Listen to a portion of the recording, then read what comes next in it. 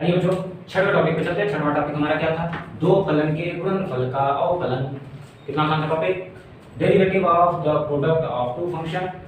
तो ये देखिए दो फंक्शन, अब तक हमने f1 और f2 लेके चल रहे थे, लेकिन आपको समझाने के लिए हमने fx एंड gx लेके चला है, क्योंकि इसे समझने में आसानी होगी। इसका देखिए अवकलन आप करना पहले से जानते हैं, तो सीधी सी बात है, पहले को लिखते हैं, दूसरे वाले फलन का अवकलन करते हैं, फिर क्या करते हैं, दूसरे वाले फलन को लिखते हैं और पहले वाले फलन का अवकलन करते हैं। तो ध्यान दें कि नीचे हमने आपकी सुविधा के लिए हिंदी में भी लिख दिया है, दो फलन के गुणनफल का अवकलन। प्रथम फलन मतलब प्रथम फलन का मतलब ये इसी तरह यहीं पर लिखा रहेगा जो लिखा है, और द्वितीय फलन का अवकलन कर देना है। द्वितीय फलन का हमें क्या कर देना है? अवकलन कर देना है, फिर प्लस लगाना है, द्वितीय फलन ज्यों का त्यों लिख देना है, उसके बाद हमें प्रथम फलन का अवकलन कर देना है। तो कुछ तो है नहीं, अवकलन आप जान ही रहे हैं, एक को रखना है दूसरे का अवकलन, एक को रखना है दूसरे का अवकलन। कभी कभी एक क्वेश्चन जनरेट होता है इस पे कि सर आप तो दो ही फलन का बता रहे हैं, अगर इनके तीन फलन आ जाता है तो जरूरी तो है नहीं कि दो ही फलन आए, तो तीन फलन हो जाए। मान लीजिए सर जी कि d अपान dx, मान लीजिए आप fx लिए थे, fx gx, एक फलन अगर हम भी दे दें hx वाला, अगर इस तरह से आ जाएगा तब क्या करेंगे? कुछ नहीं करेंगे, बहुत आसान काम है, तो सोचने की जरूरत ही नहीं है। अगर आपको ये समझ में आ रहा है तो ये तो अपने आप ही लगेगा। तो यहाँ क्या लिखे थे देखिए, ध्यान दीजिएगा, प्रथम फलन, तो प्रथम फलन और द्वितीय फलन का अवकलन। तो प्रथम फलन आप लिख लीजिए, द्वितीय फलन का अवकलन करना है तो चलिए द्वितीय फलन का अवकलन भी कर लीजिए। अब कौन सा फलन आपके पास रह गया है? तीसरा वाला ना, तो तीसरा वाला भी इधर इसी के साथ गुणे में चुपचाप पड़ा रहेगा। आगे बढ़ते हैं, फिर प्लस ही लगाना है, कहीं माइनस का कोई सिंबल नहीं लगेगा। तो ये हो गया। अब क्या करना है? द्वितीय फलन को लिख लेना है, प्रथम फलन का अवकलन कर देना है, फिर पुनः कौन सा फलन बच गया? ये वाला बच गया, तो ये वाला फिर इसके साथ गुणे में, फिर प्लस लगा देंगे। तो देखिए पहले फलन का अवकलन हो गया, दूसरे का हो गया, अब किसका अवकलन? तीसरे का ना, तो तीसरे का अवकलन कर लेंगे hx का, और लिख लिया जाएगा पहले वाले फलन को और दूसरे वाले, बस इसी तरह से चलते रहना है। ऐसे ही आगे अगर 4 फलन हो जाए तो कर लेंगे, 5 फलन हो जाए तो कर लेंगे, कोई समस्या नहीं होने वाली है। तो इन सबों के बीच एक बड़ा अच्छा सा इस पे हम आपको क्वेश्चन बताते हैं। आइए बच्चों, एक बड़ा प्यारा सा क्वेश्चन, log x के पावर cos x का x के सापेक्ष अवकलन करो। कितना आसान सा क्वेश्चन है। अब आपके दिमाग में आ रहा होगा कि सर ये तो गुणे में ही, आप तो गुणे का नियम बता रहे हैं और पावर का अवकलन करा रहे हैं। तो देखिए चलिए चलते हैं, देखें पावर है कि नहीं। हम इसको मान लेंगे क्या? d अपान dx log x पे पावर cos x। अच्छा, हमने अभी पीछे लेक्चर में बता रखा है एक फॉर्मूला, log m के पावर n होता है तो क्या लिखते हैं बच्चों? log n log m लिखते हैं। ये फॉर्मूला हमने बता रखा था, ठीक है, ये मिस मत कर लीजिएगा आप लोग, इसलिए हम यहाँ थोड़ी सी लाइन लिख देते हैं। अब देखिए इसके बाद कुछ ज़्यादा दिक्कत होने ही वाली नहीं, अवकलन करने में तो आप माहिर हो गए। तो cos x into log x। अच्छा, अब ये दो फलन गुणे के रूप में आपको नजर आ रहे होंगे, तो चलिए कुछ इसी प्रकार का बना हुआ है, दो फलन, पहला फलन और ये दूसरा फलन। तो जो फॉर्मूला है हमारे पास उसी पे हम रख देते हैं। क्या है? पहले को लिख लेते हैं। चलिए पहले को लिख लिया गया, दूसरे का अवकलन करना है, दूसरे का क्या करना है? अवकलन करना है। दूसरा कौन है? log x है, फिर प्लस लगेगा, फिर किसको लिखना है? दूसरे को लिख लेना है। चलिए दूसरा वाला फलन यही तो था, दूसरे वाले फलन को लिख लिए। अब पहले वाले फलन का हमको क्या कर देना है? अवकलन कर देना है।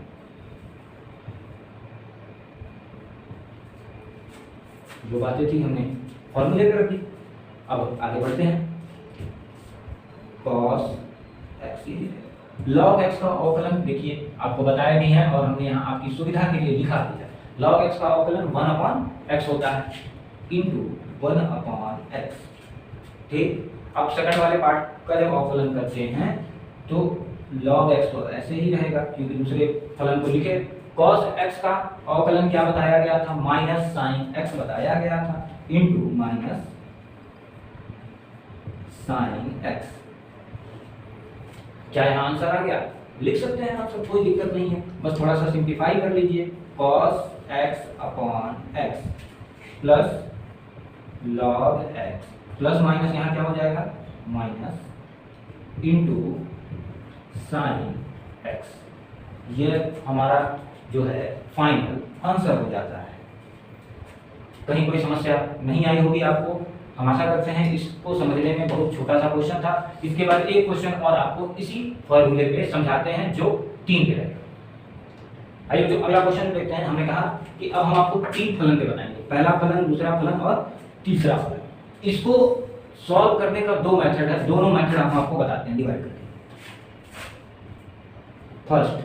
फर्स्ट मेथड वो होगा जो हमने आपको 3 का फॉर्मूला में बताया था ना, 2 लिखेंगे, एक का अवकलन, फिर 2 लिखेंगे, फिर एक का अवकलन, फिर 2 लिखेंगे, एक फलन का अवकलन। तो उस पे रखते हैं। चलिए इस अपनी सुविधा के लिए इसको पहला फलन मान लीजिएगा, इसको दूसरा मान लीजिएगा, इसको तीसरा फलन मान लीजिएगा।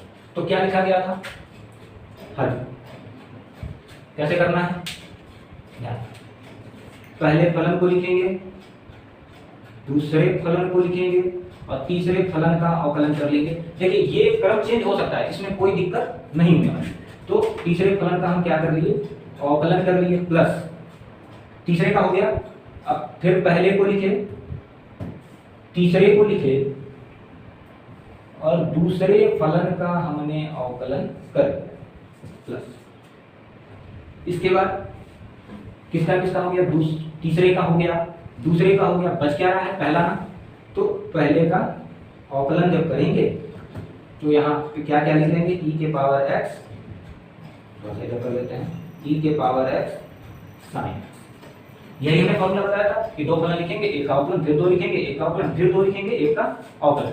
आगे बढ़ते हैं, आगे बढ़ाते हैं तो इन दोनों से हमें तो कोई मतलब ही नहीं है। x e के पावर x साइन x का अवकलन हमने आपको बता रखा है। नहीं पर जो लोग नहीं पिछला वीडियो देखे होंगे वो यहाँ ध्यान देंगे, नहीं खराब हो तो यहाँ देखें। साइन x का जो अवकलन होता है वह होता है cos x, और किसका अवकलन चाहिए था, d अपॉन dx, e के पावर x का e के पावर x से होता है। बता चुके हैं, बहुत ठेठर आदमी है, इसका अवकलन कीजिए, समाकलन कीजिए, बदल ही नहीं सकता है। यहाँ x का अवकलन बता रखा गया था 1 होता है। चलिए यहाँ साइन x है तो साइन x का क्या लिख देंगे, cos x, x into sine x, e के पावर x का तो अभी अभी हमने बताया e के पावर x ही होता है, प्लस e के पावर x साइन x, ये दोनों तो स्थिर है, x का अवकलन हमने बता दिया 1 होता है। इतनी बार तो यहाँ आप ध्यान देंगे, हम कुछ बातें अंडरलाइन कर रहे हैं। इसका अवकलन किए, इसका किए और इसका हुआ है, मतलब इसका हुआ है, इसका हुआ है और इसका हुआ है। किसका अवकलन नहीं हुआ, जो स्थिर था, जो स्थिर था वो ये दोनों यहाँ पे पड़े हुए हैं, और ये दोनों अपने स्थान पर, और फिर क्या, यह दोनों अपने स्थान पर। तो जो स्थिर थे उनसे हमने कोई छेड़छाड़ नहीं की, बस जिसका अवकलन करना था उसको हमने अवकलन कर दिया। अब आप ध्यान देंगे कि इन तीनों के पास एक चीज कॉमन है, तो चलिए देखिए क्या कॉमन है, e के पावर x यहाँ, e के पावर x यहाँ, e के पावर x यहाँ। तो बच्चों को दिख रहा होगा x भी है, लेकिन बच्चों यहाँ x नहीं है। तो हम क्या करेंगे, e के पावर x कॉमन ले लेंगे। तो e के पावर x जब हम कॉमन लिए तो x into cos x plus x into sine x और प्लस साइन x, यही बच गया, यही हमारा आंसर। अब बात हमने की सेकंड मेथड की, तो सेकंड मेथड क्या है वो भी देख लीजिए। देखिए कुछ बच्चों को ये इस तरह से फॉर्मूले लगाने में बड़ा कंफ्यूजन होता है। बहुत से बच्चे ऐसे हैं जो इस तरह से इसको लेके चल नहीं पाते, उनको लगता है कि बड़ा लेंदी हो गया। तो छोटा सा प्रोसेस देखिए, करना तो आपको वहाँ भी यही है, लेकिन छोटा सा प्रोसेस देखिए, सेकंड मेथड। तो क्या करेंगे, अब जैसे हमने फर्स्ट एंड सेकंड माना ना, इन दोनों को मिला के एक ही मानेंगे। क्या कर देंगे, इन दोनों को मिलाकर एक फलन मान लेंगे, ये पूरा का पूरा फर्स्ट फलन। तो चलिए इसी फॉर्मूले पर रखते हैं। तो इस फॉर्मूले के हिसाब से क्या हो जाएगा, पहले को लिखेंगे, पहला क्या है, वो दोनों को हमने एक माना था ना, तो यहाँ देखेंगे x इंटू ई के पावर x को लिख दिए, और दूसरे का क्या हो गया, अवकलन, दूसरा मतलब sin x। फिर आगे बढ़े, क्या होता है, प्लस दूसरे को लिखा जाता है पहले का अवकलन,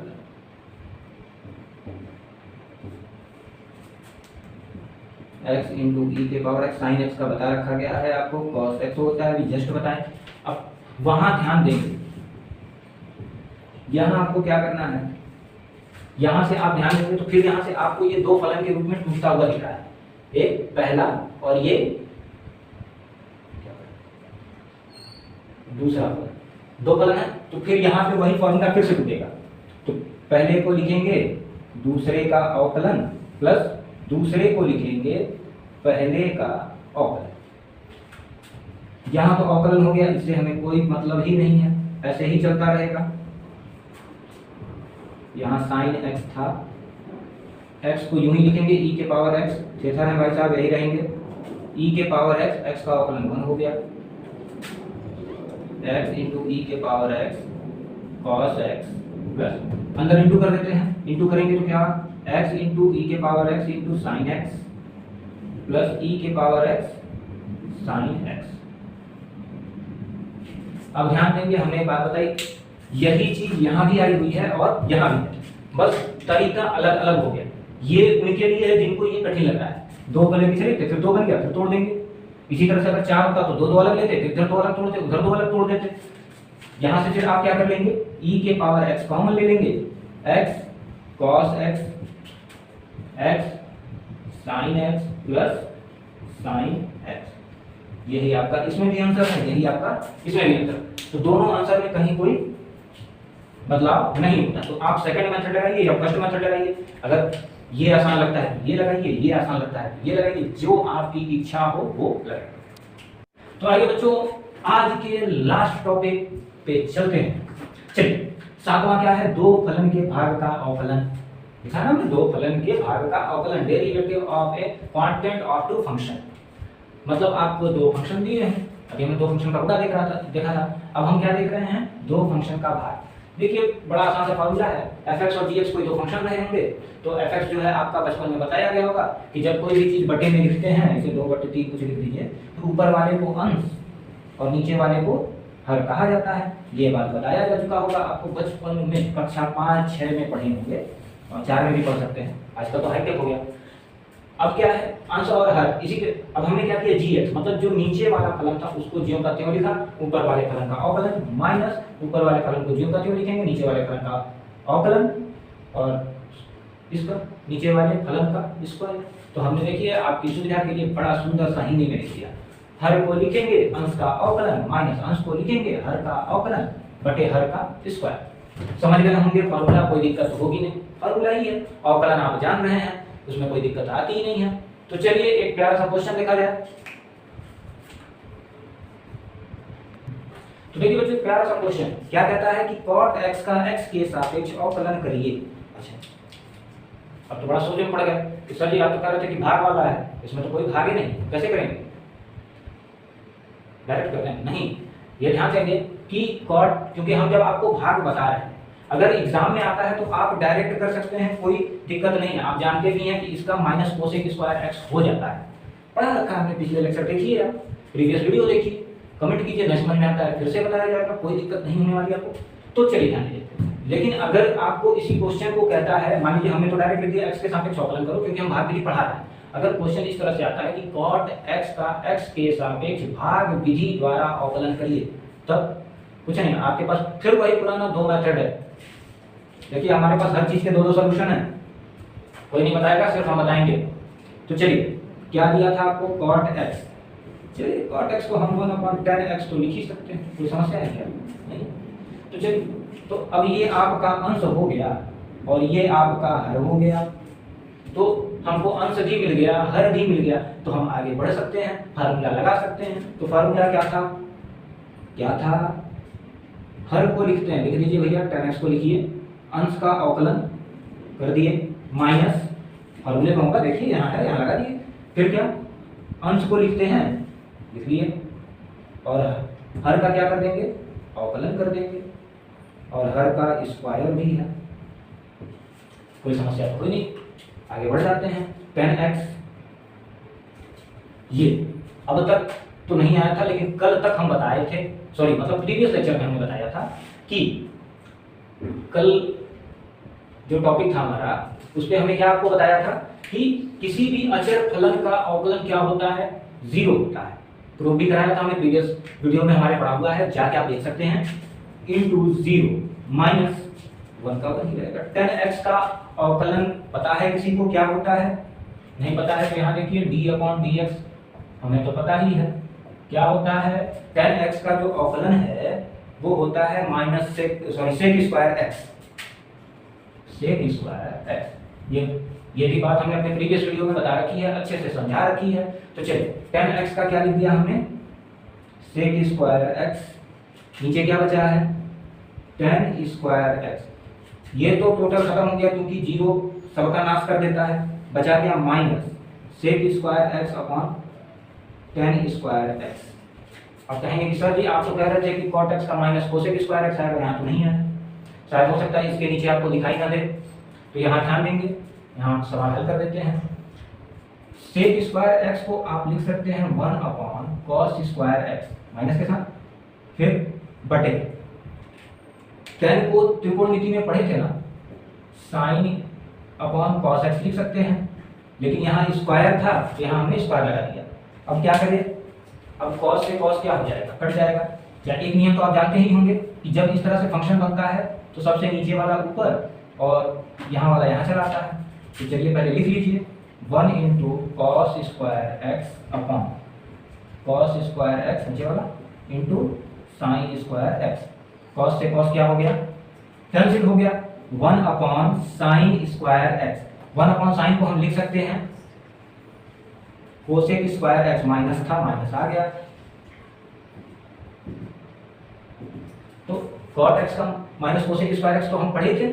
तो ये बातें आपको फर्स्ट मेथड से समझ में आ गई, फर्स्ट मेथड लिख लीजिए। इसी को आप दूसरे तरीके से भी तोड़ सकते हैं। दूसरा तरीका क्या है, ये तरीका समझ में आया है, एक बार और समझ लीजिए, ना समझ में आया हो तो चलिए एक बार और समझाते हैं। हमने क्या किया, कॉट एक्स को 1 अपॉन 10x में तोड़ दिया। 10x जो फॉर्मूला है उसका रखिए, हर को लिखे अंश का अवकलन, अंश में 1 था तो 1 का अवकलन, फिर अंश को लिखे और हर का अवकलन, हर में 10x है तो 10x।